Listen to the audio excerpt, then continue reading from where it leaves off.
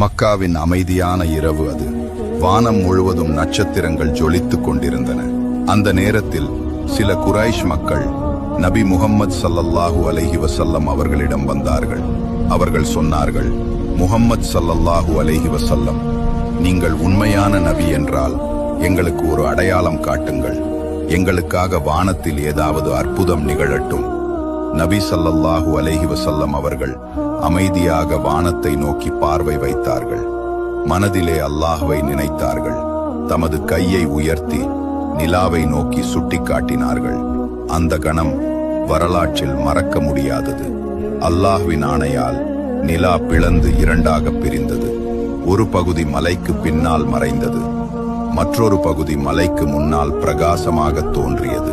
அந்த காட்சி மக்காவின் மக்கள் முன் அற்புதமாக தெரிந்தது. எல்லோரும் அதிர்ச்சியில் நின்று சிலர் பயத்தால் நடுங்கினார்கள். சிலர் தங்கள் இதயத்தில் நம்பிக்கை பெற்றார்கள். அவர்கள் சொன்னார்கள், இது அல்லாஹ்வின் ஆணை, இது நபி ஸல்லல்லாஹு அலைஹி வஸல்லம் அவர்களின் உண்மை தன்மைக்கு சாட்சி. ஆனால் சிலர் இன்னும் அகந்தையுடன் பேசினார்கள். இது மாயைதான், மந்திரம்தான் என்று கூறி உண்மையை மறுத்தார்கள். அவர்கள் கண்ணால் பார்த்தும் இதயத்தால் உணரவில்லை.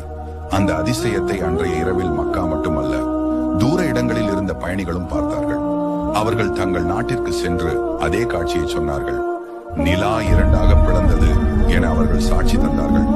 இது நபி முகம்மது ஸல்லல்லாஹு அலைஹி வஸல்லம் அவர்களின் மிகப்பெரிய முஅஜிசாக்களில் ஒன்று. அல்லாஹ் விரும்பினால் வானமும் பிளங்கும், நிலாவும் பிரியும். Download ShareChat.